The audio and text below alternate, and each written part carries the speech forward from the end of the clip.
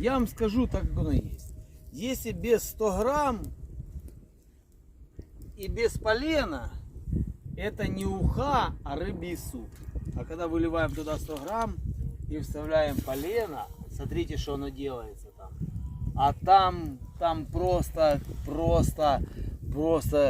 такой гастрономический беспредел, смешанный с оргазмом и со всеми делами и с кайфом. И тогда оно все получится так, как мы хотели.